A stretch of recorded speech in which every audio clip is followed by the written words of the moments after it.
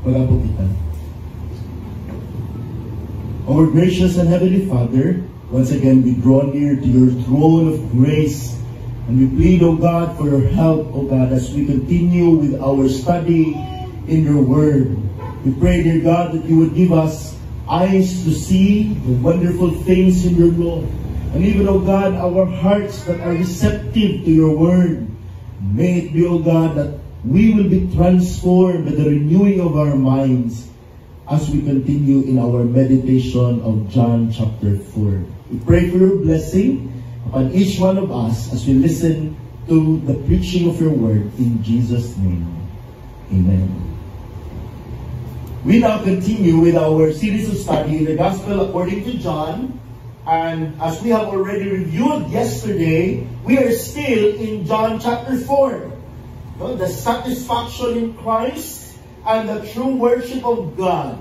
The Christ Gospel conversation with the Samaritan woman at the well. The sermon outline, so that to guide us, ato na na-take up ang context and background few months ago, which we reviewed yesterday. And then also, the conversation about the water. Katong sisugod yun sa pag-converse si Christ at nga Samaritan nga babae sa verses 7 to 18. But this morning, we will focus on the conversation about worship. In verse 19 to 26. And then we will close with some reflections and applications. Now, the conversation about worship begins at verse 19 and ends in verse 26. We will read, "The woman said to him, 'Sir, I perceive that you are a prophet. Our fathers worshipped on this mountain, and you Jews say that in Jerusalem is the place where one ought to worship.' Jesus said to her, 'Woman, believe me, the hour is coming when you will neither on this mountain nor in Jerusalem worship the Father.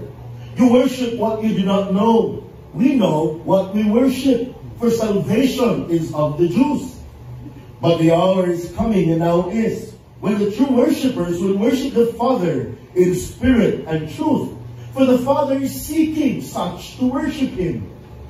God is spirit, and those who worship Him must worship in spirit and truth.' The woman said to him, 'I know that Messiah is coming, who is called Christ. When He comes, He will tell us all things.' Jesus said to her, 'I who speak to you am He.'" So, under the conversation about worship, there are subdivisions, no? Yung mga points nga dinhi naga-divide. First is the woman's question about worship. No, nangutana ang babae may tungod sa pagsimba. Asa man gyud ang gusto nga lugar diin simbahon ang Dios. That is in verse 19 and 20. Second, the Lord's answer about true worship. Itubag ang pangutana sa babae. Unsa magid ang tinuod nga pagsimba? In verse 21 to 24, and this will be the main bulk of the message. And number 3, the woman's expectation of the coming Messiah in verse 25. And then number 4, letter D, the Lord's affirmation that He was that Messiah who was to come. Okay, now let's begin in verse 19. The woman's question about worship. The woman said to him, "Sir, I perceive that you are a prophet." So the woman now understands that this Jewish stranger, katong nangayon ng tubig dito sa tabay, no? This Jewish stranger, okay, that this Jewish stranger she was conversing with was no ordinary man. Kita na niya na di mong ordinaryo, di pa ni ordinaryo nga kahabulan, no, nga Hudeo. Okay? Because though it was the first time that they met, he somehow supernaturally knew her morally compromised marital situation that she already had 5 husbands, and the one that she was living with was not her husband. No? Nakita na nato na kagahapon, na-review nato. Diba na? Gitawag ni Jesus aron matumbok gyud ang iyang thirst unsa magitauhaw aning babae nga wa pa gyud niya nasabti at that point gi-offer ni Jesus ang katagbawan diha lamang kaniya dayon wa man siya kasabot ni sir tagay ko na nga living water aron kanang di na ko uhawon aron di na ko balik diri aning tabaya sa to payo na ako na although interesado siya mudawat ang living water nga gi-offer ni Jesus Christ sa iyaha. Pero what niya na something na dili physical na living water ang yan mo pasabot. Kaya mo ito, yung munahon na aron convenient, di na ko bumalik ng istabay. Ako na tayo, layo na tayo balay, kaya ginit pa rin itong tuto, kaya muli kayo man siya kanang normal na oras, di ba? Tungkol na kaya ganun ganito nga muli kayo siya atong normal na oras. Oh, kaya maulaw siya. Kaya niya ang mga marites, siya isgutan. No? Ha? Ibalaan manggod siya na doon na siya 5 ka mga bana nga niagi. Dayon ang kanang iyang gipuyo karon dili niya paman. So na, no? So pag ingon ni Jesus sa iyaha nga go, call your husband. Sir, wala man ko'y bana. Tinuod ang imong gisulti, wala kay bana. Kay 5 na ka bana ang niagi gikan kanimo. Pan ka nang imong ikauban karon di na nimo pagaylo. So nahibulong ang babae nga, uy, dili man din siya ordinaryo na nga. Tao, no? Usa ni siya ka prophet, usa ka propeta sa Dios. Okay. So indirectly admitting this to be true. Katong gisulti ni Christ na you have had 5 husbands already, and the one that is with you is not your husband. So indirectly admitting this to be true, she now tells Jesus that she perceives that he was a prophet. We should note that the Samaritans were also Israelites, no? Although they were a mixed breed with the Assyrians, no? Mestizo na sila. But religiously, they also believed in the 5 books of Moses or the Torah. Ang mga na ilang gihawiran sa ilang religion. The Samaritans believed in the books of Moses, Genesis, Exodus, Leviticus, Numbers, and Deuteronomy. So mauni ang 5 ka mga libro ng gihawiran o gituuhan sa mga Samarianhon. Okay? And because they have those books, they believed Moses as the prophet of God. But they rejected the other later prophets and their books. No, wala na nila nawatag gikan sa Joshua, no, padung sa Malakay, wala na nila apila sa ilahang canon of scriptures. But because they have the book of Deuteronomy, they were also expecting the prophet like Moses, who God promised to raise from among them, who will reveal to them the word of God. If you could open your Bibles to Deuteronomy 18:15 to 18. It says there, the Lord your God will raise up for you a prophet like me, si Moses, from among you, gikan kaninyo, mga Hudeo, from your countrymen, you shall listen to him. Paminaw na to kanino. This is according to all that you ask of the Lord your God in Horeb on the day of the assembly, saying, let me not hear again the voice of the Lord my God. Let me not see this great fire anymore, or I will die. No, dito sa Mount Horeb or Mount Sinai, di ba, nagdinaab ng kalayo ang tumoy, then nahunog na kusog kaayo nga, galugtog, no, ang kalayo, kilak. Then ang kadasturya sa Ginoo, munang malisang din tayo ang mga tao, munang nihangyo na lang sila, Moses, saka dito, nihangyo sa Ginoo, dili na lang siya musturya directly to us, but that ikaw na lang istorya dito sa Ginoo, dayon unsa iyang mensahe, imong ibalik diri namo aron kami mamina sa pulong sa Ginoo. So mo ta ilang request. Okay? So si God nung nahimuot anang ilahang hangyo. Kamo na ingon diri. This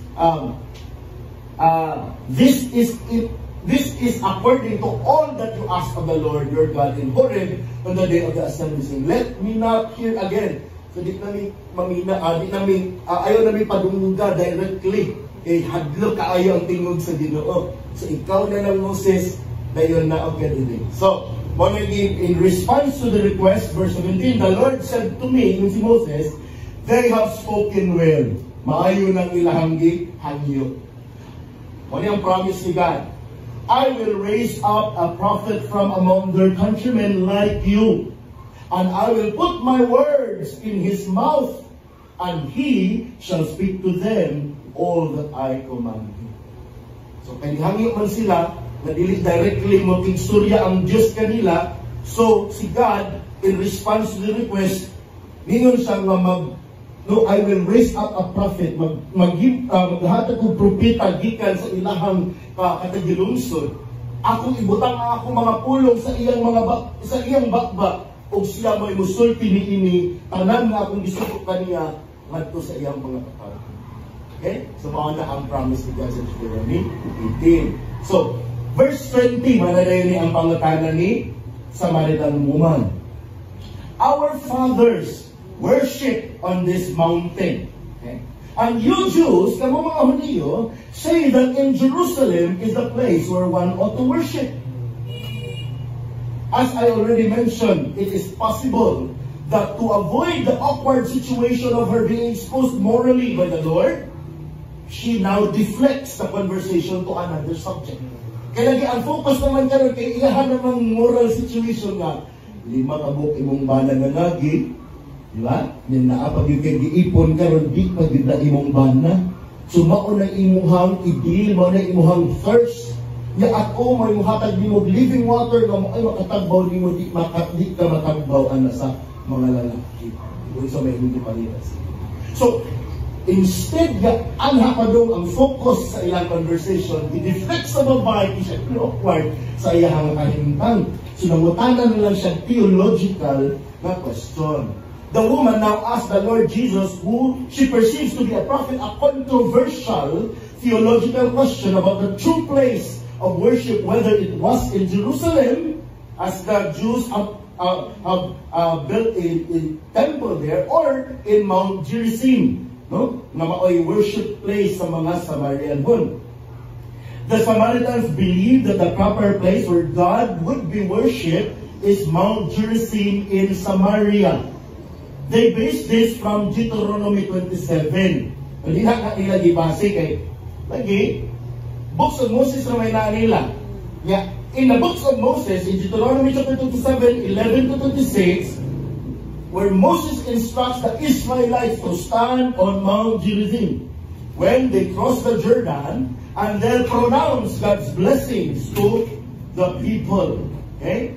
Mauni ang Valley of Shittim, dayon dina sa right side is Mount Gerizim. Okay? Dina patindugon, no, ang mga tribes for the blessings of God. And diri po sa Pikas is Mount Ebal. Di na po i-pronounce, no, ang mga tunglo, mga curses that God has given through Moses. Na mga gisulti din sa Deuteronomy 27:12 to 13. When you cross the Jordan, these shall stand on Mount Gerizim to bless the people. Simeon, Levi, Judah, Issachar, Joseph, and Benjamin. So ang mga tribes anak nila dito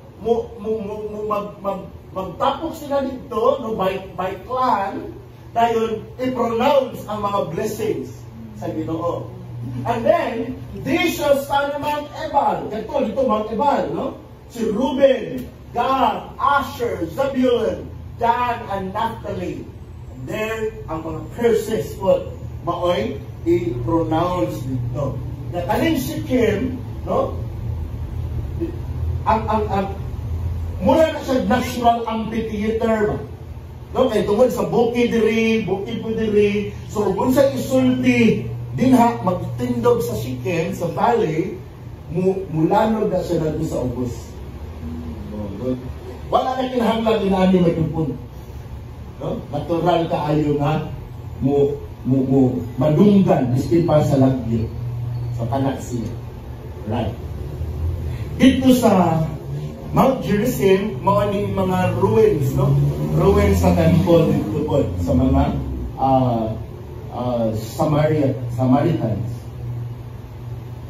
But in Jerusalem, mao ni pud ang temple structure, the second temple nga girebuild panahon nila ni Ezra and Nehemiah, but gi-renovate panahon ni Herod the Great. No? Mao nang vertical grandiose yung kaayo nga complex. Okay? So manang amazing kayo, no? Even the disciples of Jesus were so amazed at the temple. Okay?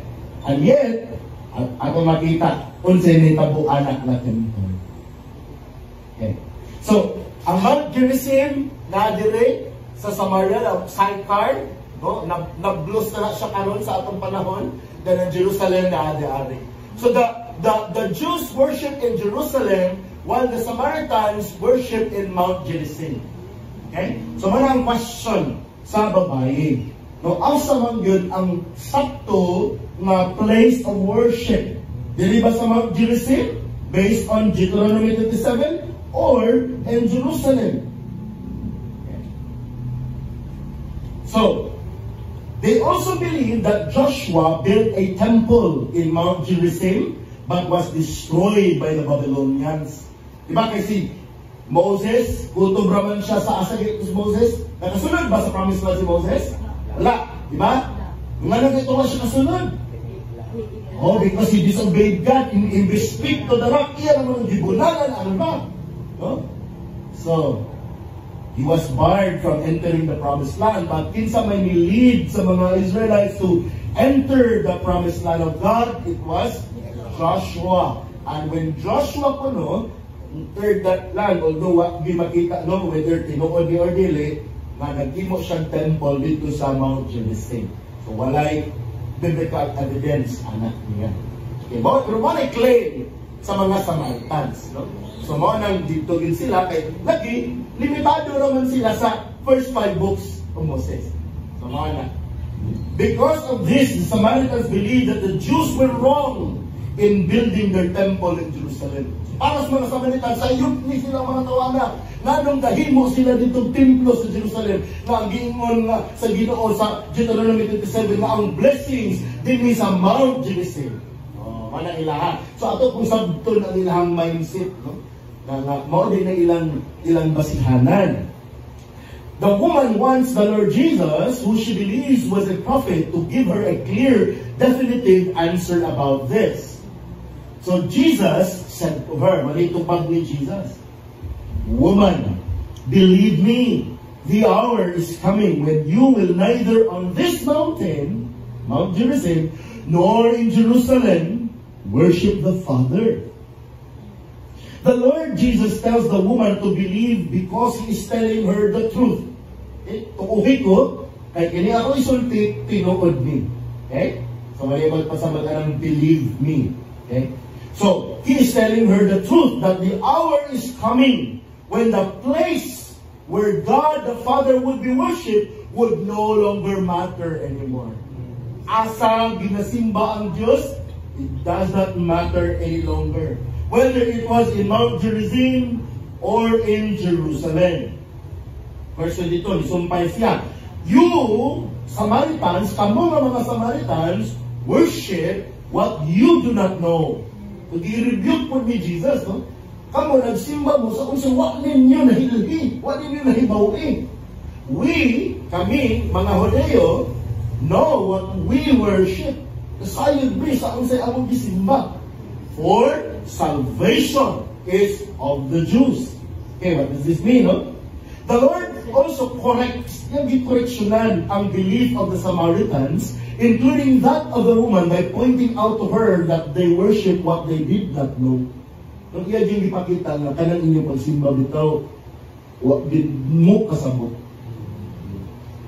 It means the Samaritans worship in ignorance and not according to the truth of God's word. This was due to the fact that the Samaritans rejected the rest of the Holy Scriptures and only held to the books of Moses, which, although truthful, but was not yet the fuller or complete revelation of God's word. Okay? Well, there's nothing wrong with the books of Moses. They are truthful, but it was not the fuller and more complete revelation of God's Word. Yung ilang mag-reject ang one. No? Wala na yun. Because if they would have read the book of 1 Kings, pag pa lang sila yung 1 Kings, di ba? Sabi na sa 1 Kings, they would have known that God blessed and approved of the temple Solomon built in Jerusalem. Diba si David manunta to, mo ay gusto yun mo build yung temple sa Ginoo, but because his hands was filled with blood because of the murders, no? Yung mga wars, panayapay yung kagaling yung mga salakon, God did not allow David to build that temple. Although mo ay yung desire. Pero, ginugutan gihapon siya, pero through his son, ng iyang anak, Solomon. Alright. So, unlike the Samaritans who only recognized the 5 books of Moses, the Jews had fuller revelation of God's truth as they received the later revelations of God through the prophets, which were then compiled to complete the Holy Scriptures of the Old Testament, which they call the Tanakh. Okay? So, kanang atong Old Testament na scripture, mo na ang gitawag sa mga Hudyo o Tanakh. Tanakh means T-A, Torah. Okay? The law, the books of Moses. Wala siya ang naka sa mga Samaritans. Pero kanak ra ilaha. Pero the Jews also had the Nevi'im, the books of prophets.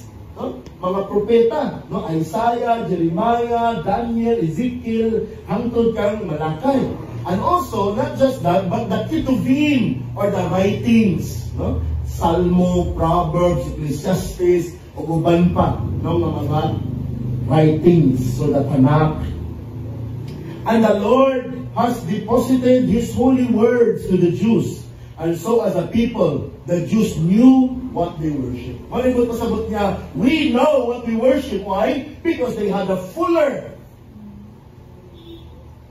revelation of God's holy word. Theologically, they knew God better than the Samaritans. As a people, no? They also knew where God was to be worshipped and how. No? Asa isimba ang Diyos, kung sa gipilit na syudad, diin tukuron ang templo sa Diyos, o unsaon siya pagsimba. Naadinhan sa rest of Scripture. So, they were correct in worshiping God in Jerusalem. So, muna ang mga Hudyo, the Jews. But the Lord also added the reason why Jews knew what they worship and that it is because salvation is of the Jews. So, what does the Lord Jesus mean by this? No? Salvation is of the Jews. This is very important. In Romans 3, 1 and 2, Roma Kapitulo 3, 1 o 2, yun si Paul, unsa may advantage sa mga Hudyo. Okay, what does the Jew have as an advantage? Or what is the benefit of circumcision? Great in every respect. Grabe kay kadako kayo advantage nun si Paul sa mga Hudyo. First of all, number 1 na advantage sa mga Jews, as opposed to the rest of humanity, the rest of the people, the nations, and including the Samaritans. First of all, that they were entrusted with the oracles of God. Sila mo gipiyalan sa mga pulong sa Diyos ang mga mga Hudyo.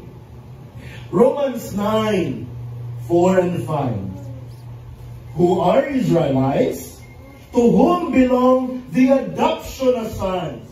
So the Israelites were the children of God under the old covenant. Okay? And the glory and the covenants and the giving of the law and the temple service and the promises, then whose are the fathers, and from whom gikan kanila is the Christ according to the flesh, who is God over all, blessed forever. Amen. So, from these two passages, we learn that God has entrusted His words to the Jewish people, and which is the Holy Scriptures. To them, to the Jews, okay, He has also chosen to make His covenant promises. Yung mga saad, walang panumpa, iyang gihatag sa mga Hudyo. Through their patriarchs, Abraham, Isaac, Jacob. And from them will come the Christ who will be the Savior of the whole world. So, gikan sa mga Hudyo, ang Christ, ang Messiah, na mao'y muluwas sa tibuok kalibutan. So, gikan sa Jews. That's why salvation is of the Jews. Okay? So let us trace the covenantal lineage through which God promised to send the Savior of the world. So ato i-trace, no? First, in Genesis chapter 3 verse 15, when God pronounced His judgment to the serpent to cause Adam and Eve to fall into sin, God promised that there will be the seed of the woman will crush the head of the serpent. But in doing so, paakon po siya sa bitin. Kung tungod kay lalaman ng bitin, kining seed of the woman, mamatay po siya. Pero, even in his death, that is the death or fatal blow to the serpent's head. So, victor din siya, hero din siya. So, what did He promise sa Genesis chapter 3, verse 15? Pawatan na asa man na siya nga linya. Whose genealogy did that seed of the woman go through, no? Diba remember, Adam and Eve had pila ka sons primero? Duha. Diba? Duha ka mga anak. Si Cain and Abel. Abi ni Eva, nga pagburos niya sa primero niyang anak na yun ni Gawas, I have begotten a man by the help of the Lord. So she thought, because she believed in the promise of God, that this seed, this child of mine, will be the one to crush the head of the serpent. But was she right in believing so? No. Why? Because Cain was of the evil one. Ang iyang binuhatan, ang iyang pag-worship, nagpakita, na dili siya ang seed of the woman, the godly seed, but he was the seed of the devil himself. Because he worshiped God according to his own imagination. Oh, sa iyang gusto, maon niya akong gusto mapag-worship ni mo ka. Niya, kaya waman dawatas Ginoo, kaya di man mag-prescribe sa Ginoo. Nasupo siya sa Ginoo. Niya, ang iyang ipahimong tanang iyang igsuon. Gusto di ay kagkanang na ay pinaagas na dugo? Gusto di kag naagi ihawon? Di ako din ihawon na paigsuon. So, Cain was not the seed of the woman. Supposedly si Abel, pero patay man. So, dili maka-produce atong seed of the woman, kaya patay man si Abel. So, that's why they had only, no? Si Seth. Okay. So, si Seth, gikan kang Seth, and Adam fathered Seth. No, gimatutok gyud ni Adam si Seth, and therefore, from Seth and the generations later, they began to call on the name of the Lord. So, ang mga tao, gikan kang Seth, nagatawag na sa pangalan sa Ginoo. So, Seth is the godly line. Then, daghan pa ito, laktaw din natin, one of the most prominent sa mga anak ni Seth was Enoch, no? The 7th generation from Adam, si Enoch, who walked with God. And in Genesis chapter 5, di ba? All those died, except for Enoch. Why? Because he walked with the Lord. Naglakaw siya uban sa Ginoo. Meaning to say, ayang kinabuhi niya yung gidedicate sa Ginoo. He was aware of the presence of God in his life, and he wanted his life to be conformed to what God wanted him to do. And that's why Enoch believed in the Lord. He walked with God, and God took him. No? That's why Enoch was spared from death. And thus also, makita nato mahana sa tanang nangamatay na atin kung hindi mamatay. Sa tumaduna na kaluwasan, doon na paglaog. No? Yung gihata yung Diyos, doon na salvation. So, dinhatang Enoch makita na di ay ang Diyos na ay kaluoy o ang Diyos muluwas gikan sa kamatayon. And na po, sama kang Enoch Generations later, na-corrupt naman ang mga tao sa kalibutan except for one man, Noah. Napuno na tayo ang Diyos sa iyang kapumot, sa kasuko, sa rebellion, violence sa mga tao.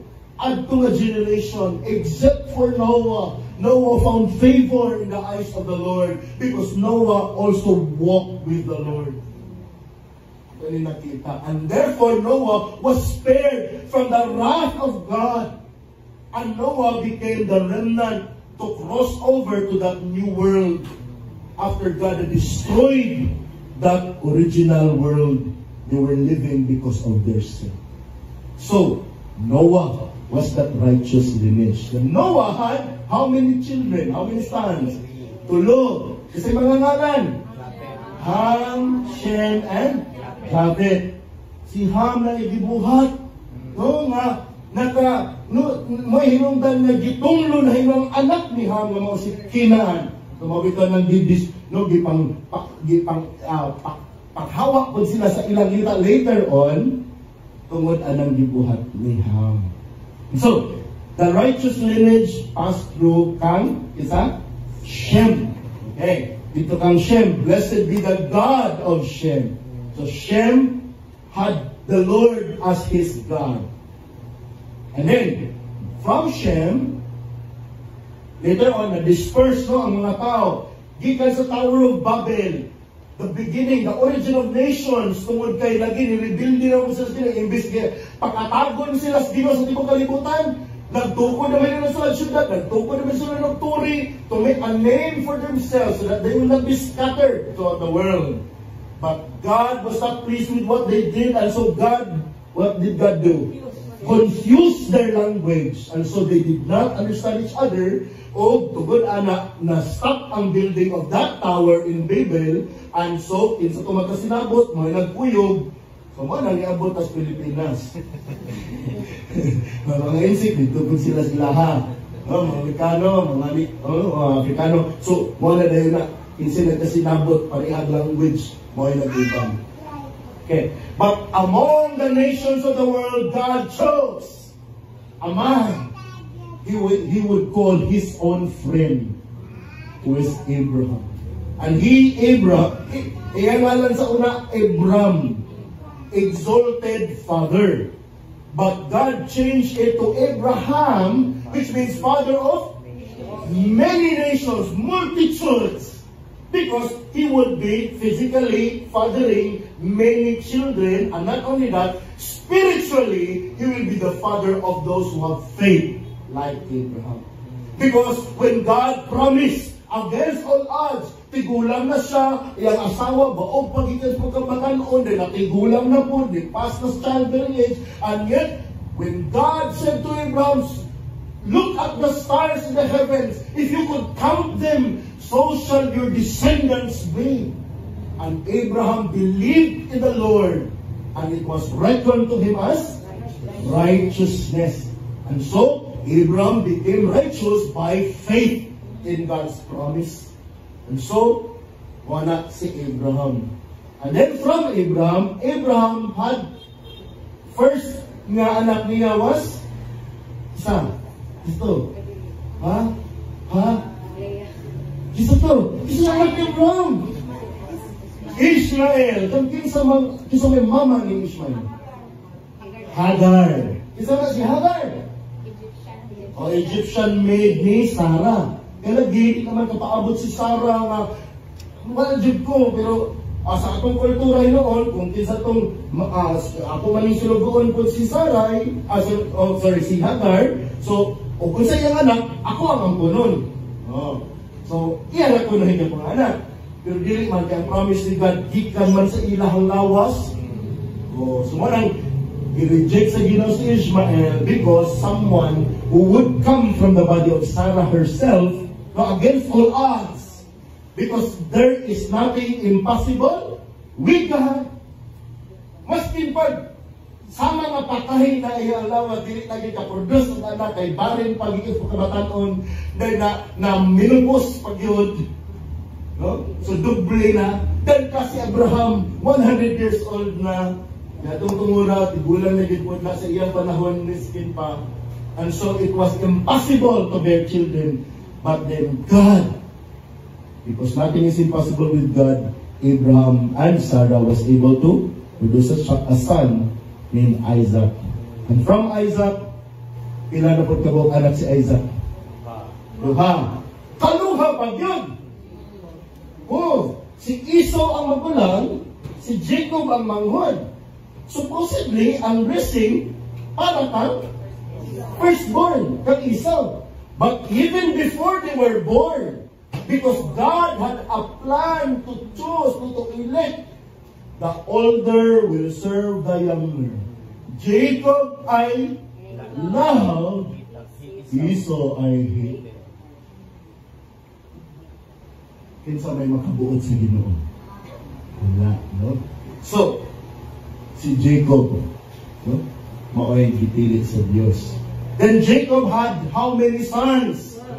12 ka mga anak. No? 12 ka mga anak, usa ka babae. Ang alam sa babae was Dinah. Okay. So out of the 12 sons of Jacob, kinsa man to supposedly, kinsa may nakadawat sa firstborn blessing, tungod kay siya po'y gigamit sa Ginoo to save a great number of people, including the family, during the famine.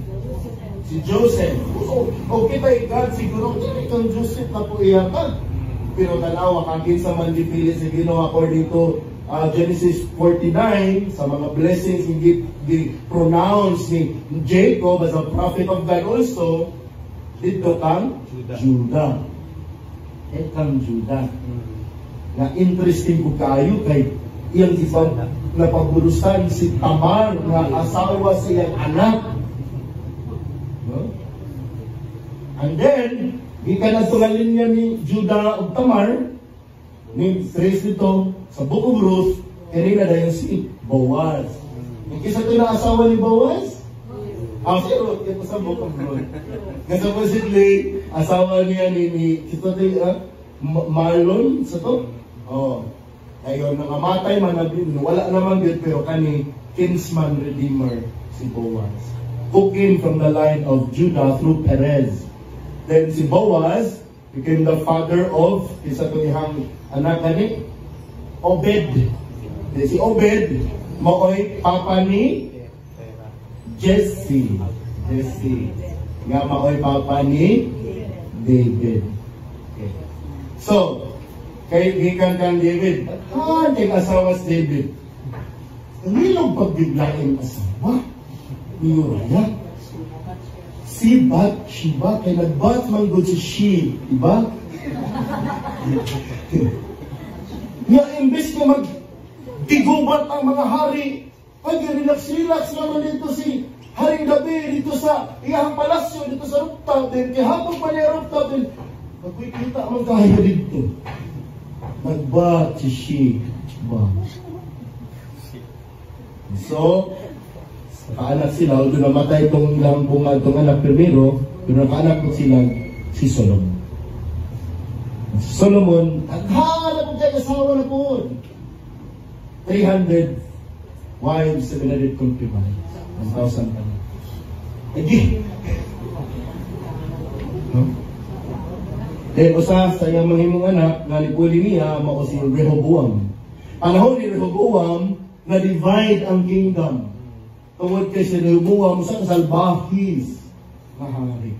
Nihangyo ang mga tao na Rehoboam, gaan-gaanit po na mong trabaho, kay grabe itong first labor sa panahon ni Solomon, kay daghan kay mga construction project, no? Daghan kay mga build na programa si Solomon.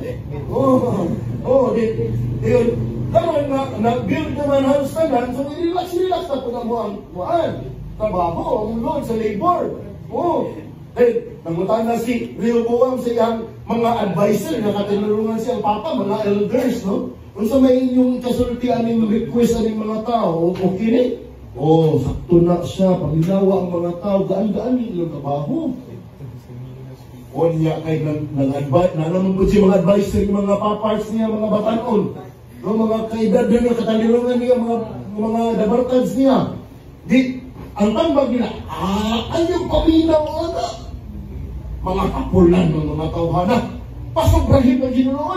Tingnan, ang imong kumagko, mas dako, pas hawak si mo papa. So, metaphorically speaking, kung saan ko ka-stricto kaunahan, mas dupli, mas grabe pa ko. Ang iyang ipaminaw, ito, imbes 12 ka tribo under the Davidic line unta, 10 tribes separated from the kingship of the Davidic line kang Rehoboam. Ngayon, kihimo nga hari si Jeroboam. So, sounds like na ilang ngalan, no? Hindi nyo malimutan. Rehoboam sa Judah, Judah naman lang, Benjamin na bilin, no? Hindi tawag na Judah sa ubos, ngayon sa taas, ang Northern Kingdom, Israel. Kaya majority sa ilaha, dito man, di pa ilaog. So, duha na lang ng katribo, imbes 12 ang bato sila. Ang nailalong sa Davidic line. Dito na kang Jeroboam. Si Jeroboam, kay hadlok man po siya nga mamalik ang mga tao dito. Kay naamang temple dito sa Jerusalem, di ba? Naamang sa Judah ang temple. So, aron, dili na mamalik ang mga tao kay naamang mga religious observances. So, ang gibuhat ni Jeroboam, naghimo siya duha ka mga golden calves. Aron dito na mo worship ang mga tao sa Northern Kingdom. Wala yung sinugdanan dito ang mga Samaritans nga dapit Northern Kingdom na sila. So nag-imbento si Jeroboam o worship nga iyang kaugalingong pamaagi nga dili subay sa pulong sa Ginoo. Aron kay dili mamalig ang mga tao dito kang Rehoboam o sa Davidic line nga kingdom kay aron magpabili nga iyo. So selfish nga reasons. And because of that, they were cursed by God. No, pila ka kings, maoy binuhatan, mga daotan sa Northern Kingdom. And then eventually, kay lagi ang Ginoo mapailugon ba ya? Pero naay hangganan ang pailog sa Ginoo. Busa, giluwak gid sila, gipagawas sila sa nasod, giadto sila, nabihan sila sa mga Assyrians. Ang mga to, kisa itong nabiling dito, gipapuyan po ng mga Assyrians, mauna din ito, ang mga mestizo ang result, mo na mga Samaritan. So, napaka na ito ang background sa Samaritan. Okay? So, pero dito sa Judah, although na dito ang temple, ako'y kay pila mapot ka mga kings, puros po mga daotan ng mga kings. Pila na kabuok, ang mga ihaprag yun, ang mga maayo ng mga hari na they were like David. And so, because Judah, ang manghod ni Israel, nag-harlot man po, sama kang Israel, therefore, panahon nga ni rise to power na ang Babylonian Empire, gi-invade ang Judah, and therefore, panahon nilang Daniel, nabihag yun ang mga tao sa Judah. Gadto sa Babylon. Gi-destroy ang first temple na gi-build ni Solomon. Anan nga mga articles of worship, gi-panggala dito sa Babylon. Pero lagi, hindi naman dinadaanan man, pabalikon din sila. So, wala si Uzziah, and then also si Hezekiah, and then, abot na dahil dito sa ubos-ubos agad si Joseph. Okay? Na asawa of betrothed to Mary, the mother of Jesus Christ. So, mauni ang kingly line. Then si Mary was also from David's lineage, but not through Solomon, but through Nathan. Sa lain nga anak ni David. So, mauna sa Luke chapter 3, kung inyo na i-trace, di inyo makita ang ngalan ni Solomon. Lahit na dayon, gikan kang David, dili Solomon, Nathan, din lahit na dayon ng mga ngalan, then hantod gani, abot na din Joseph Gyapon, pero si kang Mary na siya nga lineage. Kay the Messiah had to be from the body of David man po. Biological man dapat po. Pero di man niya ma-inherit ang kingly line kung ang iyang mother lang ang kang David. That's why he had to have a father who also came from the Davidic line, and that's why si Joseph, mao na ang adopted father ni Christ. And then si Jesus, hindi na ito makita niyo na transfigure. Masig inyo yung picture niyo, ngunit niyo ang buwan.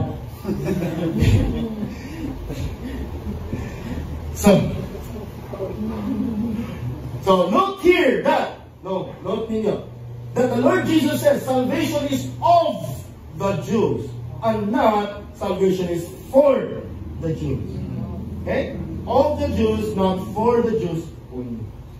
Because as I already mentioned, God's plan is to save people from all the nations, tribes, and tongues, including Samaritans and also us Filipinos.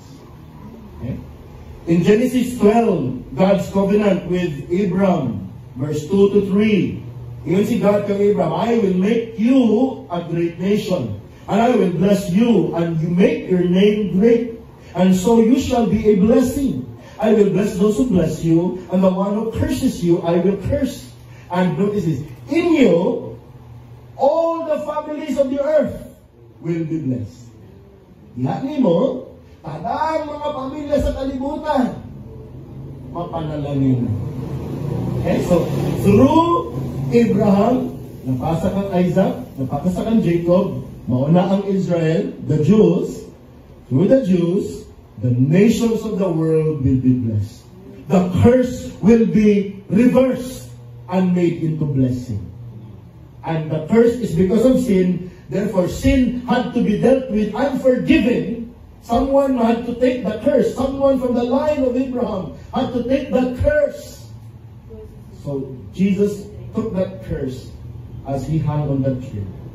Because cursed is everyone who is hung on the tree. And those who put their trust in Jesus, all your sins are transferred to Jesus, and Jesus suffered the wrath of God, became a curse for us, so that God's blessing of forgiveness and salvation with the Holy Spirit as a guarantee will be given to the rest of the world. Okay? So, fulfill bagod na? Yes, because in Revelation chapter 5 verse 9 and 10 it says, and they, itong mga giniling, sang a new song saying, worthy are you, Jesus, no, the Lamb, to take the book and break its seals, for you were slain, kay gipatay, kay giihaw ka, and purchased for God with your blood men from every tribe and tongue and people and nation. So, na-fulfill ba ang promise ni God? Yes. And you have made them to be a kingdom and priests to our God, and they will reign upon the earth. So, but our Savior comes from the Jewish people, and the book that teaches us about Him has been entrusted to the Jews, and the original disciples of Jesus were also Jews. Okay, verse 23, let's proceed. Tubag ni Jesus sa iya, but the hour is coming, and now is, when the true worshippers will worship the Father in spirit and truth. For the Father is seeking such to worship Him. After pointing out to the Samaritan woman that they as a people worship in ignorance, and that the Jews as a people knew what they worship, the Lord now points out to her that the time has come when there will be those who are called true worshippers. Well, dili na Samaritans and Jews, but there will be this new kind of people who will be called true worshippers of God. The word but is a coordinating conjunction that is used to connect ideas that contrast. So, may pag apan. Sa ito ba, kung sa imong gisulti before, gikumparar, gitandi, nga lahi ni. Kaning sunod nga, istorya. Kung may pag but. Diba? This means that what the Lord was now going to say to the woman would be in contrast to the statements made just a while ago. And what have they been talking about? Isa may nagisnutan. It was about whose holy place of worship was right. Diba mga nagisnutan? Kinsa mang holy place may sakto? Ang Samaritans ba sa Jerusalem? O ang kamubang mga Hudyo din sa Jerusalem? Diba yung nagisnutan? The place of worship. But the Lord said, the hour is coming. And now that hour has already begun, when neither the Samaritan way and place of worship, nor the Jewish way and place of worship would matter anymore. That would be irrelevant. Delete na ng irrelevant. Okay? Because there will be worshippers who are not merely identified by their ethnicity, whether Jew or Gentile or Samaritan, or place of worship, but in truthfulness. Tinuod ba sila nga magsisimba? Ang acceptability, madawat ba ang ilang pagsimba sa Diyos na ilang isimba? So mo na nakaroy mo matter. Pili na mo matter. Pilipino ba ka? Samarianon ba ka? Hudiyo ba ka? No? Ang mo matter, tinuod ba ka na magsisimba sa Diyos? So mo na ini ang isipan ni Christ. So for us to appreciate and understand this transitionary period, no? There is an overlap of the old and the new covenants. Okay? So, ang old covenant, okay, na overlap, nakita niyo yung slanted, no? Sa new covenant. Ano sabi yung old covenant? Kinsa may sakto ka ng old covenant? The old covenant is composed of national Jews, ng mga Hudiyo, by blood, no? Yung sa Israel, o proselyte Gentiles. Proselyte meaning to say, ito bang mga worshippers, no? Na dili sila Jews by blood but nagpa-convert to Judaism. So mautong ang mga Gentile nga magpa-convert to Judaism is circumcised, gayon i-purify, no, na ay baptismal rite nila, no, aron mahugasan ang ilang pagka dili Hudiyo o ma-accepted na sila to the national Jews. But who are the new covenant people of God? They are the believing Jews.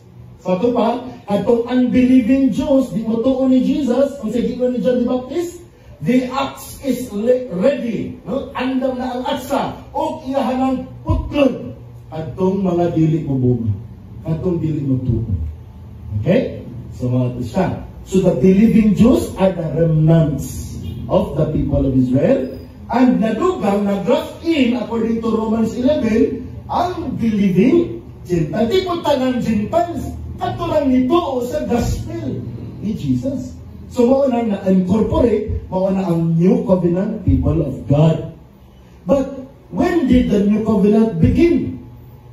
I'm sorry. The old covenant people of God are the physical Israel, while the new covenant people of God is the spiritual Israel. Diba? Ang circumcision sa physical Israel is physical circumcision. Pero ang circumcision sa new covenant, sa spiritual, circumcision of the heart. I will change your heart. I will circumcise your heart. Because ang problema sa tao, dili man nga wala siya kabalos balaod, kabalo ang taos balaod, ang konsensya nag-testify, nakabalo taos balaod, pero ang problema ato kasing-kasing bato. Usak, kinahanglan o truhon sa Diyos. Umawa na iyang promise sa new covenant, I will take your heart of stone and make it to a heart of flesh. So, circumcision of the heart. So, kanos ama ni sugod kining new covenant? Remember, when Jesus came, no? Ingon siya dito sa temple while He was cleansing the temple. Destroy this temple and in 3 days, I will build it up again. Ha? Sikpit na katuig ni hindi tukod niya. Tulog adlaw, inuha na yung paano? Pero kung sa may yung masabot na ito, yung mawas. And to symbolize His sacrifice on the cross before it happened on the night when He was betrayed, He instituted the new covenant commemorative meal, the Lord's Supper, symbolizing the shedding of His blood and the offering and sacrifice of His body on the cross for the forgiveness of the sins of His people. And when He said that, do this in remembrance of me. No, this is my body, this is my blood, the blood of the new and everlasting covenant. So the new covenant began on the first coming of Christ by the destruction of His body, because the new covenant is a last will and testament covenant. Pinaka-last na gini. And it requires ang ma-implement ang mga blessings ana the death of the testator. Kaya labi-labi, di ba no? Kung mga heirs, dili man lang nila madawat ang mabahing-bahing nila. Kisa nito iyan yung malay, kaya mga yuta, na kung dili pa mamatay ang naghimo sa testament. So, maunang kinahanglan mamatay ko sa si Christ para ang mga blessings sa New Covenant ma-benefit ang mga members ani nga covenant community. And that's why by the destruction of the body of Christ by crucifixion in 30 AD, that began the New Covenant community. Okay? And so there, the church has been purchased by the blood of Christ. The church is the New Covenant people of God. Right? And then, kanus aman natapos ang Old Covenant. Di ba kay pag-abot ni Christ, even sa iyang death, even na ang church, naapamampod ang mga Jews, naapaman nilang temple worship, di ba? Naapa sila yung temple worship dito sa Jerusalem. But then, kanus aman yun ang definitive ending sa temple worship. It happened in the destruction of the temple by invasion of the Romans in 70 AD. That was the end of the Old Covenant. Tapos ang Old Covenant dito. So na-overlap. So mga isugo lang ko wala paghapon ng Old Covenant, pero nagkawala. Mga nanggingon dira sa Hebrews chapter 8 verse 6, but now Jesus has obtained a more excellent ministry by as much as he also the mediator of a better covenant, which has been enacted on better promises. So mas maayo ang mga promises ang agari. No, kay dili raman physical land, no, physical kanang blessings, no, common grace blessings, but spiritual, eternal ang mga promises. And then ang Hebrews 8:13, when he said a new covenant, he has made the first obsolete. Obsolete na. So na obsolete. No? Ang kwarta na to, kung otro na, napabang mo itong dos ng giring-giring, wala na, no? Ano man, obsolete na. Expire na to. So, mapada siya ang nahitabo sa Old Covenant na obsolete siya. But whatever is becoming obsolete and growing old is ready to disappear because in the time when the Hebrew book, the book to the Hebrews was written, the temple was still there. Before man sa 70 AD. So, about to disappear pa, wala pa na-disappear. It disappeared at its destruction in 70 AD and thus ending the Old Covenant. So, wala siya. Importante na ma-incorporate sa itong paghinahuna. So, kaning true worshippers, that is the New Covenant people of God, the church. Oh, that's it. So, how do these true worshippers worship the Father? In spirit and in truth. In saying this, the Lord Jesus means that not all, not all who come to God to worship Him are good, pleasing, and acceptable to Him. Dili tanan nga, ni worship ko ni God. Nagdawato na ni God. No. Diba? There are those who the Lord here calls true worshipers, and by implication, there are also those who would be called false worshipers. Remember, Cain and Abel. Diba? Cain worship supposed to be God, but he was a false worshipper. He was rejected. So, dili kay tanan pagsimba, tanan nga mga supposed to be Christian church na nag-worship, acceptable. But no. The Lord had regard for Abel and for his offering, but for Cain and for his offering, he had no regard. Wala gidawa ta sa Ginoo.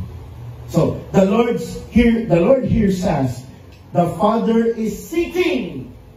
So, ato ning pangalindungan mga kaigsunan na ang Amahan nangita. Kung sabihin hindi pangita, such worshipers, nangita siya, tinuod ng mga magsisimba. So, God the Father seeks for these true worshipers. And He seeks them not only from among the Jews, but even also from among the Samaritans, and also among the Gentiles and nations of the world, including us here in Dipulog. Nangita ang Diyos. Nangita siya. Are we one of them? Wala siya at mga tanong. Ato na examine na itong kagalingon na yun. Am I a true worshiper of God? And we will know kung sa man yan mga kasagutan. So God sees them not only from among those of good and clean reputation. Kasi mga discourage ka ba nga, okay, sa tanan ng mga nasod, nangita ang Diyos, pero sure ko, di ko apilanan, ano man ki, daotan ko. Huwag gawin ko. Ito siguro mga buutan, ito mga reliyoso tayo. No. God seeks them not only from among those of good or clean reputation, but even from among those who are considered outcasts of society, and even from among the worst of sinners. Worst of sinners. In fact, Jesus came to seek and to save that which was lost. He did not come to call the righteous, quote unquote. Wala may righteous. God is self-righteous. Pero that does not mean you are righteous in the sight of God. Okay? So, the fact that the Lord needed to pass through Samaria, di ba, may tuyo niyan mo, muangin sa Samaria, and talk to this woman whose marital status is so compromised is precisely because of this. The Father seeks, and it included this woman.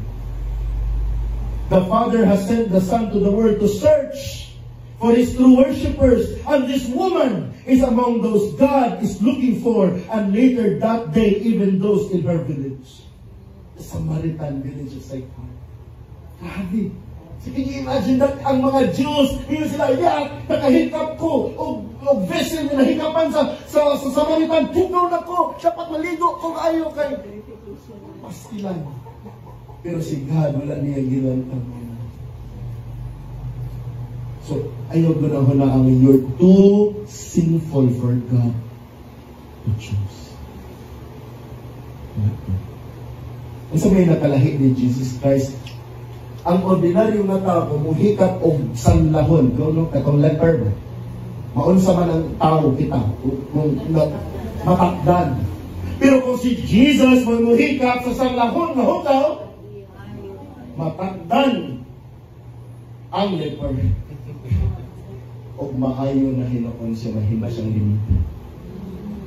So, kung unsa man ganili kahugaw ning bayhana sa mata sa mga tao, tugod kay si Jesus Christ na mismo may niadto niya. Nalimit niya siya.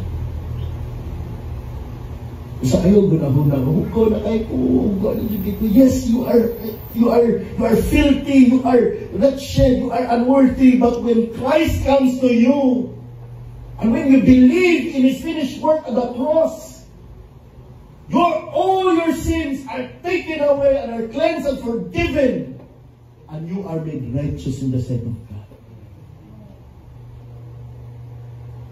Let that sink in. So, God is spirit, and those who worship Him must worship in spirit and truth. And here in the next verse, the Lord again repeats the idea that God must be worshipped in spirit and in truth. And so, if people go to God to worship, it must be done in the same manner. Anak lang yun. Hindi ka pwede mag-innovate, no? Only in spirit and in truth. Because that is the kind of worship that God is seeking. But sandwiched in between is the reason why God must be worshipped in that way. Ano man, nga, gisulti na daan dito, nga worship in spirit and truth, then gibalik na po, worship in spirit and truth. In between that is the reason. So, naikayasam nga na porma. So, may reason why must God be worshipped that way? It is because God is spirit. The God who we are to worship is not a God made of material stuff, like flesh or bones, or wood and stones. We humans, all other created things are limited by our physical and material nature. And so we cannot be at different places at a single time. Kaya na ako dinis pulpit, wak ko dinis pikulanan. Diba? Kaya na ako dinis gaso, wala tas bara. Kaya na ako dinis Sipulo, wak tas Sipo. Kaya na ako dinis Pilipinas, wala tas Amerika. Pero is that true of God? That He is only limited to a single place at that time? Yes, not. God, being a pure and infinite spirit, is not bound to any temple made by human hands, and neither is He also dependent on the service of men, according to Acts 17:24 and 25. The God who made the world and all things in it, since He is Lord of heaven and earth, does not dwell in temples made with hands, nor is he served by human hands as though he needed anything, since he himself gives to all people life and breath and all things. God is not dependent upon us. We serve God, yes, but not because God is in need of us. We are the ones in need of God. And it is a privilege that we can serve this all-sufficient God. Privilege na. So do not think na, luoy si God, kaya wala ko. Ikaw may luoy, kaya wala si God mo. Higit tayo maganda si Allah. Because God is complete in Himself. Kita na ko'y kulang. Wala ang bless. He is everywhere at all places, at all times, although He may choose to be specially present at certain places and at certain times.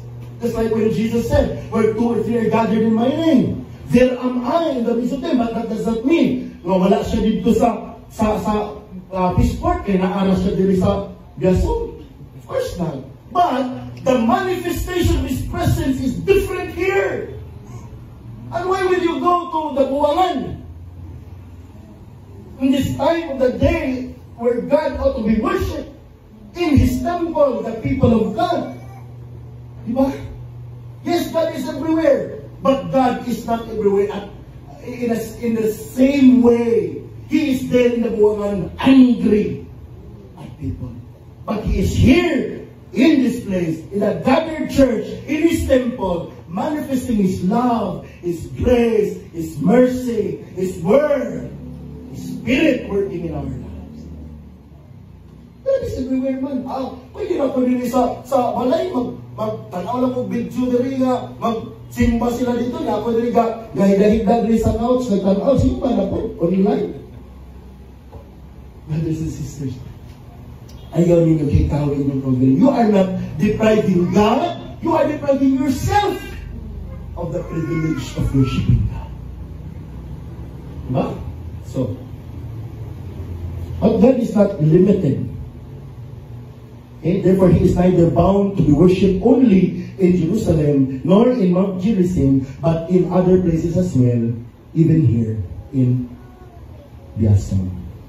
So, God is Spirit, and those who worship Him must worship in spirit and truth. God is Spirit, and therefore God must be worshipped in spirit and truth. Anyone who comes to God is not at liberty to worship Him in any other manner, except that he worship Him in spirit and in truth. Any other way of worshiping God would be unacceptable to Him. Kung ang atong pagsimba, dili diha sa Espiritu o sa kamatuoran, dili na dawaton sa Dios. Wala tayo katungod nga magmugna-mugna o pagsimba nga atong kinaugalingon nga paagi. Kundi ang paagi ra nga gi-require sa Dios, sumala siyang pulong nga nag-ingon, simbaha ang Amahan sa Espiritu o kamatuoran. So, what does worshiping God in spirit and truth mean? O, di pangutana na rin. Kung saan man, if I must worship God, the Father, in spirit and truth, what does that imply? What does that mean? Let us now search other portions of Scripture so we may understand what worshiping God in spirit and truth really mean. Okay, let's put these columns, no? Worshiping the Father in spirit and worshiping the Father in truth. So what does worshiping in spirit mean? This means our worship must be performed in our spirit, our inner being, as opposed to merely outward and physical religious gestures of the body. It must be from our hearts and not merely to our lips or our hands. Uy, di ka, praise the Lord, I love you Lord, I love you Lord, pero di ay ko kasing-kasing, you hate God. Uy, di ka nagluhod din na, pero di ay sa imuhang kasing-kasing, rebuilding natin kasi. You must worship God not with those outward na mga gestures na. Sabi ka, ayun, magpunta na rin na, pero sa tinuod lang sa silod. Kung ako lang pagbuton, anak ko dito sa basketballan.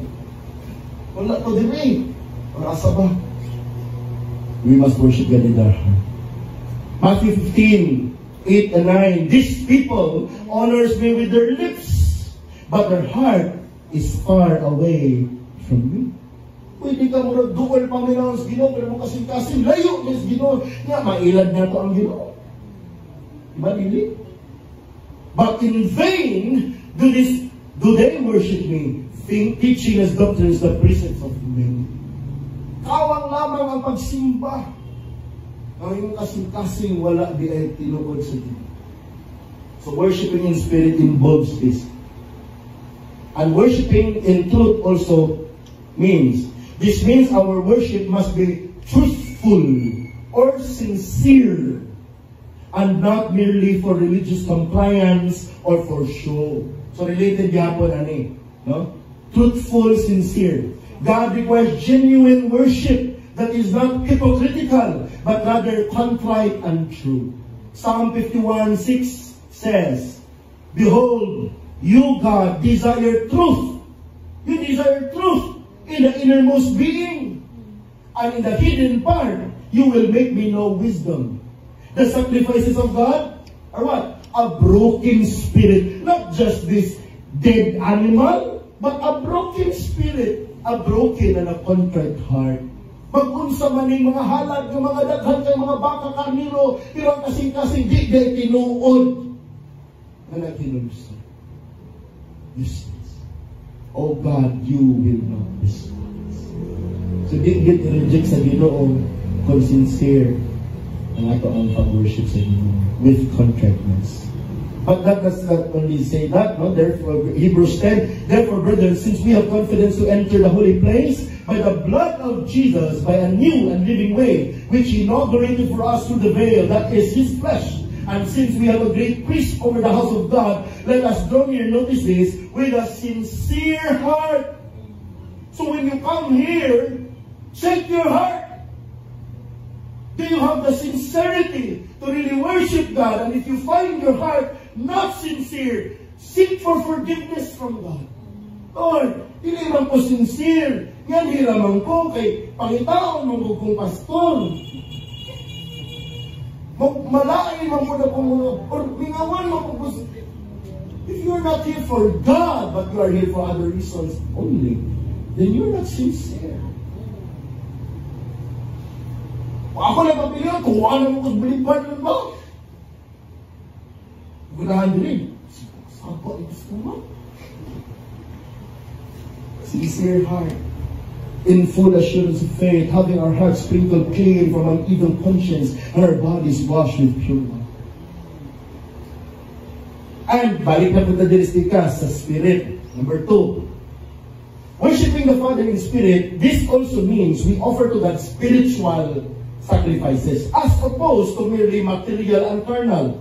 This is one of the major changes from the Old to the New Covenant. In the Old Covenant, much of the elements of worship were material. Diba? Kung saan ito mga halad nila, mga sacrifices sa Old Covenant. Magdala sila mga animal sacrifices, diba?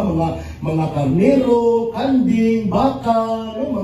mga first fruits, diba? Grain offerings, no? Naana siya. So, more on material, ceremonial washing, circumcision of the flesh, very outward, very physical. But on the other hand, on the New Testament way of worship, it is more spiritual, no?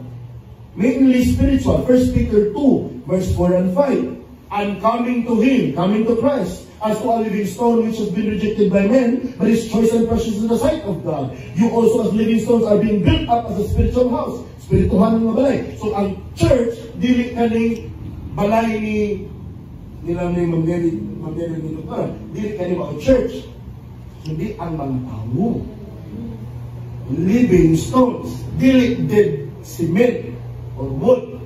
Living stones. So maski pag naakta sa ilaw sa kahoy, sa mangga, pero nagtigong ta with sincerity of heart, worshiping God in spirit and truth, we are the temple of God under the mango tree. Okay? So, spiritual sacrifice is acceptable to God through Jesus Christ. Romans 12:1, therefore I urge you, brethren, by the mercies of God, to present your bodies as living and holy sacrifice, acceptable to God, which is your spiritual service of worship. Bodies, but spiritual service of worship. Why? Because you are not offering to God dead animals, but your own self, with your talents, with your intelligence, with your gifts, with your resources, with all that you have and all that you are, you offer it to God so that God can make use of it for the benefit of His church. So use your talents, use your gifts. Di ka sulagma, ganun nakakaanak, nakakay resources, nakakay finances, nakakay kusog, nakakay abilidad na wala sa uban. Di ka sulagma. It is God who has entrusted you with that. Stewardship na siya. And make use of that as your spiritual act of service. Then in truth na pagda, this also means that our worship must be guided and regulated by the truth of God's Word, and not our own imaginations, traditions, or innovations. Pwede nga, mga naman gina mo naandan, sa pagpasaon na, di unsa o, manginaanin naman gina mo naandan. O, mga pag-ibuhan sa uban. Di atong awato, nag-ibuhan sa uban. No. Man is not given the liberty to worship God in any which way he would. The Holy God Himself determines how He would be worshipped by His people. Dili kita may magbuot unsaon nato pagsimba ang Dios, kundi unsa siya, unsa yang gusto nga unsaon nato sa pagtatag. And truth is His word. John 17:17. Sanctify them in the truth. Your word is truth. Ang pulaw sa Diyos. Mauna ka lang ito. Busa. Ang atong pagsimba, subay sa Biblia. Dili subay sa atong imagination. Nakadali buko. Ngayon naningon kuno na ito ang pagsimba sa Ginoo. Uy!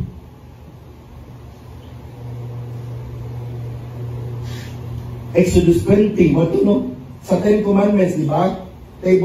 Commandment number 1. I am the Lord your God I'm the Lord your God who delivered you out of Egypt. You shall have no other gods before me. That answers who you should worship. And ikaduha. Okay? Make no graven images. No? Do not bow before them. You shall not make for yourself an idol or any likeness. What is in heaven above, or on earth beneath, or in the water under the earth. You shall not worship them and serve them. For I, the Lord your God, am a jealous God, visiting the iniquity of fathers on the children, the third and the fourth generations of those who hate me. Sa ato pa, ang pirmiro nga who you worship, no other God but God alone. Ikaduha, what way would you worship that God? Not your own invention, not your own means or ways na gusto na ko, iwalaan ni pag-worship si God, mao ni itsura ni God, mao ni ako siya ibawaan ni, then mahatag ko bulat, o nakapukwinik na direkindi, ako ibot ng diya sa altar. No! You are not given that liberty. How you will worship God? So, Leviticus 10:1 and 2. Now Nadab and Abihu, the sons of Aaron, took their respective fire pans, after putting fire in them, placed incense on it, and offered strange fire before the Lord, which He had not commanded. Wala niya gisugo. Wala pa niya gibawal. Pero wala niya gisugo. So are you at liberty? Ikaw ni bawal? Kaning, di mo na ito i-diskuhan at simbahan. Di ko ito na bawal? You have no right. And so because of that, fire came out from the presence of the Lord and consumed them, and they died before the Lord. Patay sa. So kung ang ginawa na magbuot-buot ka kung saan na ito siya magsimba. Okay? Huwag rin sila namatay, pero ay magbuwan.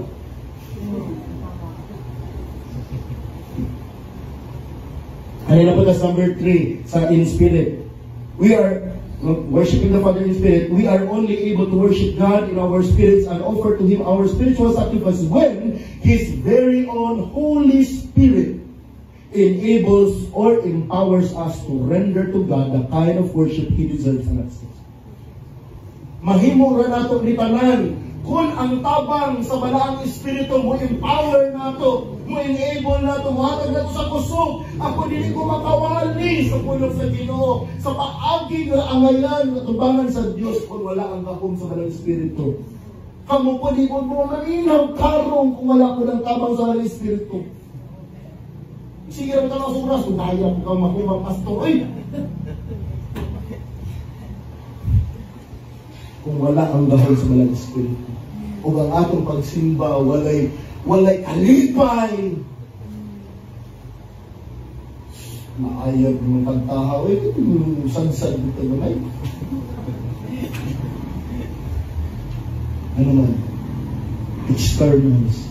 Pero kung puno ka sa balaang espiritu, maski pag kilom na siya, pero naang kasing-kasing na puno sa alipay, na puno sa pagdaig sa Diyos.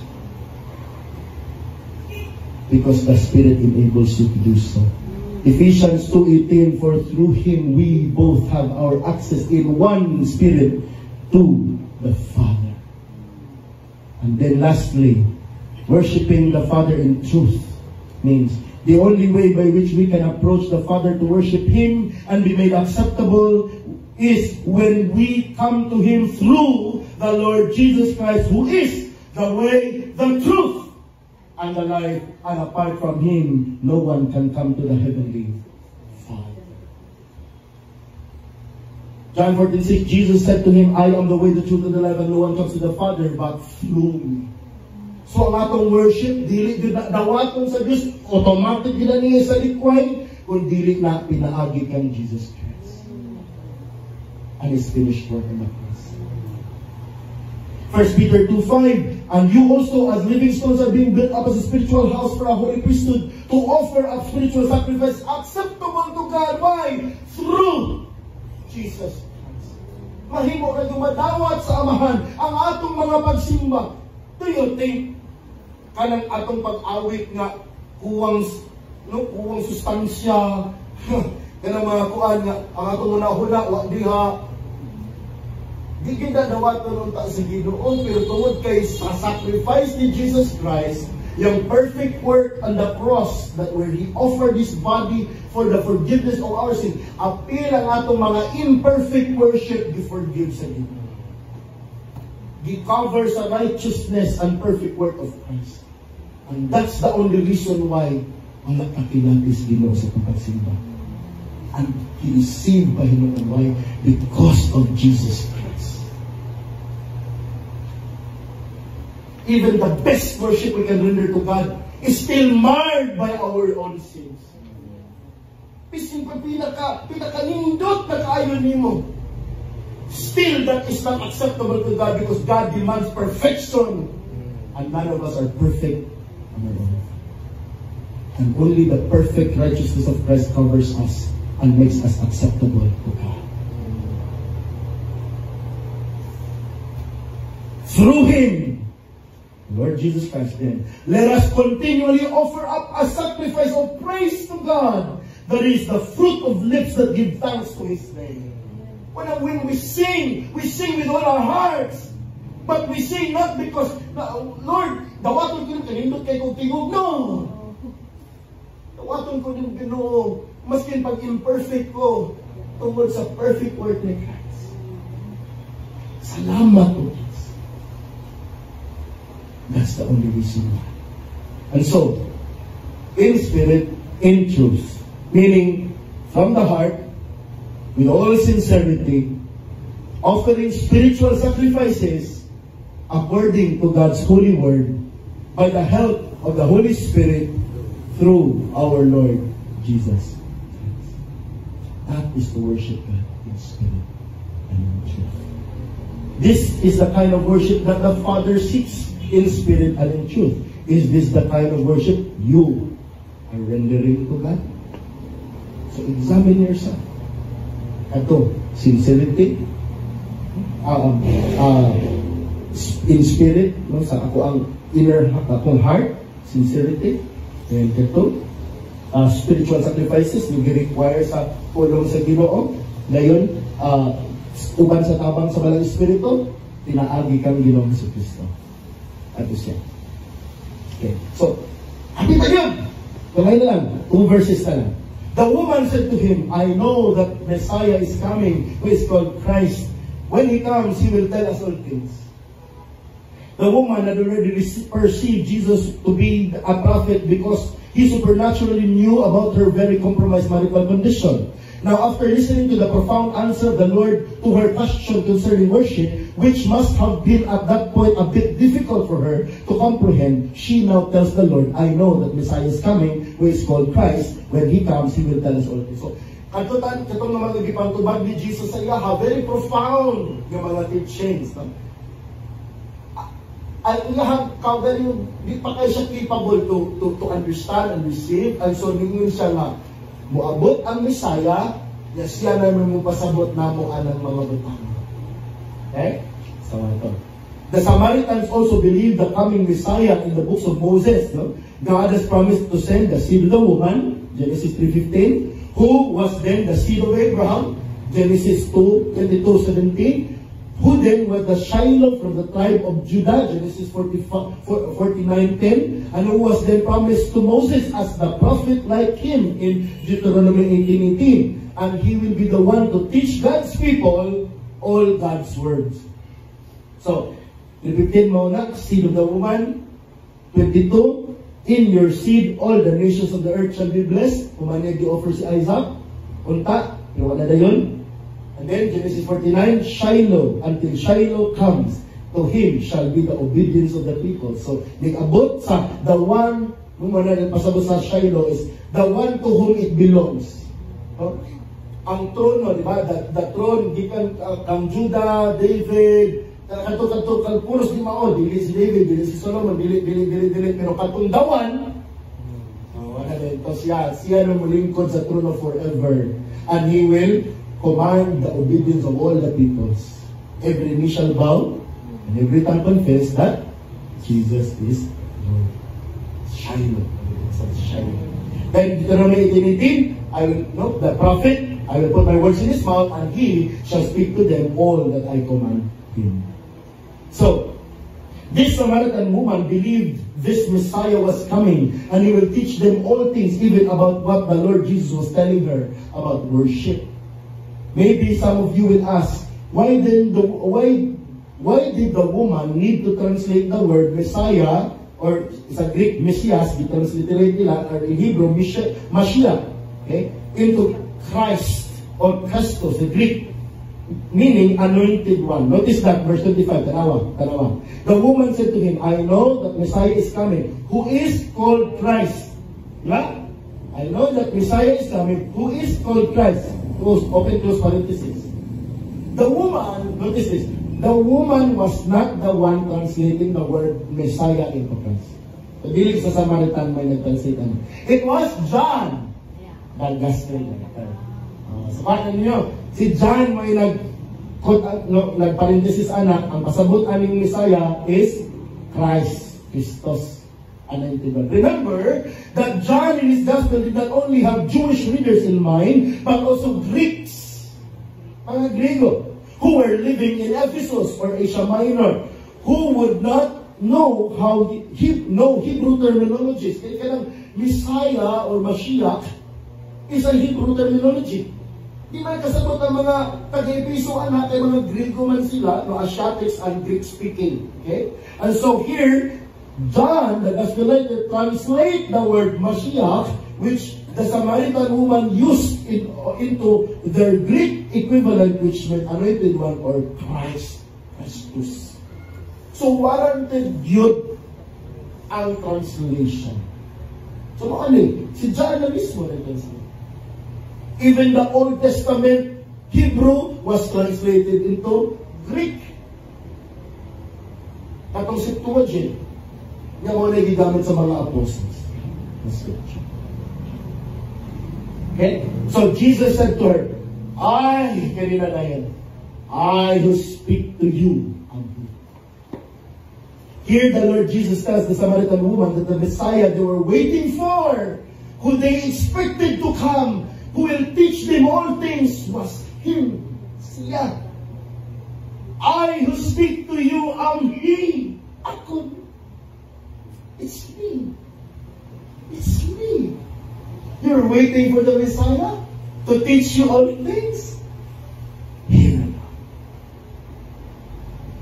The Lord Jesus affirms that He was the Christ, the seed of the woman, the seed of Abraham, the Shiloh of Judah, the prophet like unto Moses. Just as the Lord affirms to His first disciples that He was the Messiah, there the Lord also lets Himself be known for who He truly was to the Samaritan woman. Di pa ilag yung Christ ang iyang kaugalingon ngadto aning gabay. And if Christ lets Himself be known to you, wow. While others only see Christ as a man, a carpenter, maybe a good teacher, a miracle worker, a prophet. But if you recognize Him to be the Messiah, the Christus, the Son of God, the Savior of God, that is a great honor. That is a great privilege. You know Christ for who He truly is, and believe Him with all your heart, you shall be saved. He was their long-awaited Messiah, the Christ who will tell them all they needed to know concerning God and His words. As a result of this, as we shall see in the next kapag karoon next Thursday kayo, nagtaap itong the Samaritan woman left her water pot. Gibiyaan din niya yung, di ba nagtimbak ng siya dito, gibiyaan dito niya itong tubig niya. Tagang din siya dito sa iyang lungsod, sa iyang village, and went into the city and told the people about Jesus, the Christ. And according to verse 39, from that city, many of the Samaritans believed in Him because of the word of that woman. And when they came and saw the Lord, kinalagto magipod sila dito sa tabay, asal dito siya, to see Jesus Himself, many more believed na dugangan pag yun ang mga nanuo, no longer only because of what the woman told them about Christ, but now because of the words of Jesus that they themselves personally heard. Dili sa gisulti sa babae, but sila mismo naka-encounter din ni Christ.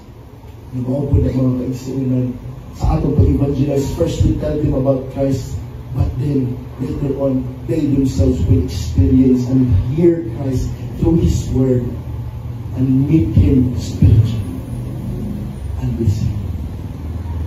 So from this simple conversation of Jesus with this woman by the well, many Samaritans believed and were saved. So, mga niya itong nesgutan, the woman's question about worship, the Lord's answer about true worship, the woman's expectation of the coming Messiah, the Lord's affirmation that He was that Messiah, and just like itong ipakita nga doon na tayong mga lessons from the gospel conversation sa miagi about the conversation about water, pero na po, lataw na ito, unsa man po yung mga lessons na tumakatunan ang gospel conversation ni Jesus on the issue of worship. First, nakapoy theological, na tumakatunan, doon na po evangelical, gospel, na tumakatunan, and then doon na po ecclesiastical in matters of church. Theological, makita natin the spirituality of God. Diba? God is spirit. Diba? And then, tungkol kay spirit siya, doon na siya spatial infinity and omnipresence. But sa spatial infinity, He is not bound by a temple or a place na diha rin sa wakas sa langit. Because He is so immense, infinite. The whole universe, heaven and earth, could not contain God. And therefore, everywhere, God's presence is there. Okay? Omnipresence is there. Pero, that does not mean that He has no manifest special presence in some place and somewhere. Naan. Just like I said kanina, naa si Jesus karon, naa ang Diyos bisan dito sa buwangan karon. pero lahi po ang iyong presensya din. And I hope nabati niyo yun. Ang lahi niyo kaysa sa katulong mo. Evangelical, the progressive knowledge of the woman about Christ. Di ba? Kung evangelize ka, mo progress po ang knowledge. No? So, muna nga, gikan sa iyang tanaw, stranger, Jewish man, uy, Hudiyo man ka, Samarianan ko, Samaria mangantaw. Dahil ni-accelerate, kaya pag-ingon nga, lima na kabang mong bana, dahil ka na imong ikapuyo, di na imong bana, uy, prophet, di ay ka. Dahil gikan sa prophet, we know that Messiah has come. I am the Messiah. And then, later on, makita nato, with the Samaritans already, the Savior of the world. So, na-progress. So, mga po natin, the first we hear of the gospel, di pa gina-kumplito at ang ibawaan. So, pailog yun ta. Naman namin yun nila, number 2, the patience of Christ in dealing with the Samaritan woman in their gospel conversation. Pailog yun siya. Kasi objection, so ilalong po, pasensya ka lang yun niya. Pasensya ka lang yun, wala yung gipagdang, sabaan yung way. Wala siya. Iyan yung gipagtubag, patiently, may mga objections and questions. Then number 3, the precision of Christ dealing with the woman's particular sin. Iya girumbog yun niya ang kato ikanan. Call your husband. Auto turning point. Then ecclesiastical, no, nga God is seeking for two worshipers. Ngita ang Diyos ang tinuod na magsisimba. Not all sorts of what is called worship today is true worship that pleases God. Dili tanan nga nag-ingon karon nagsimba sa Ginoo, makapahimuot sa Ginoo. True worshipers of God worship Him in spirit and in truth. Worshiping God in spirit involves our inner being, as opposed to merely externals and physical, and by the help of the Holy Spirit, offering to God spiritual sacrifices. And then number 5, worshiping God in truth involves sincerity, as opposed to mere show and hypocrisy, and by the mediation, pagpapaliwala of the Lord Jesus Christ according to His word. Sumala sa iyo mga and so, mga kaisunan mo ang mga lessons na ito ang nakalap. So, we end here. It's all time.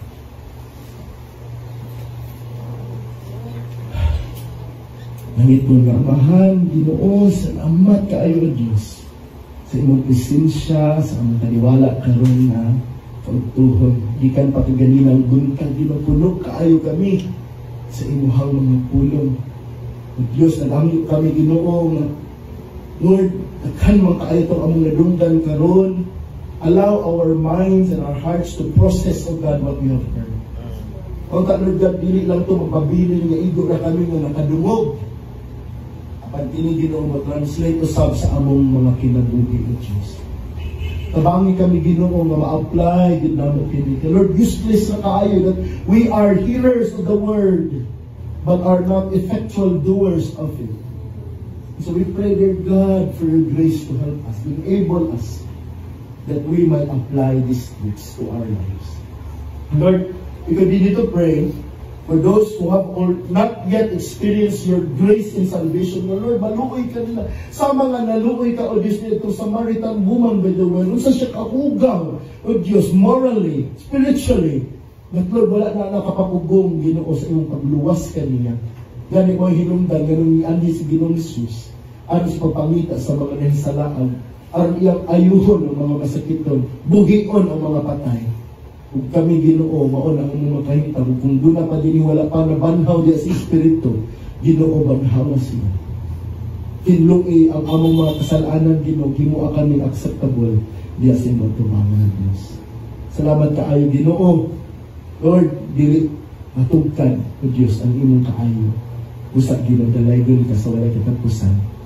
In Jesus' name. Amen. Let us now sing our final hymn.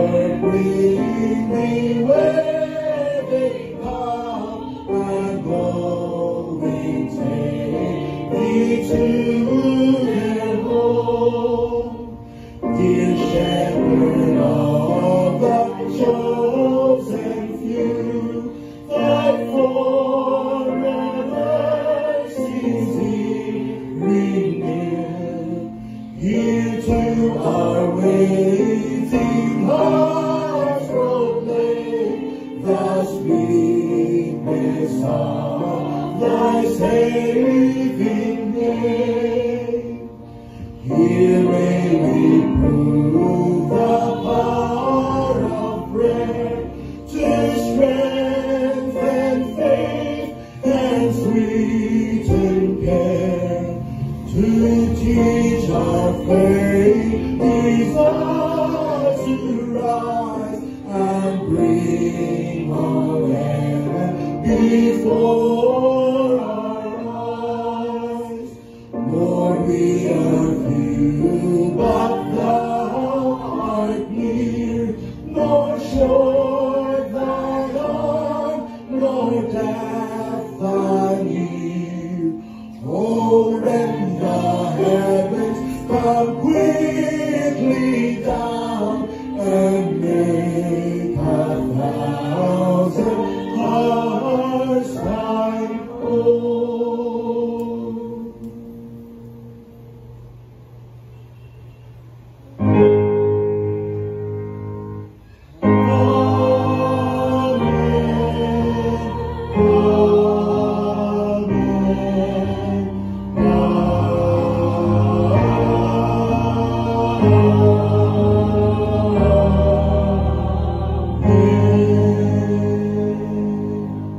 Lord's blessing and His word be upon all of us in Jesus' name. Amen. I want to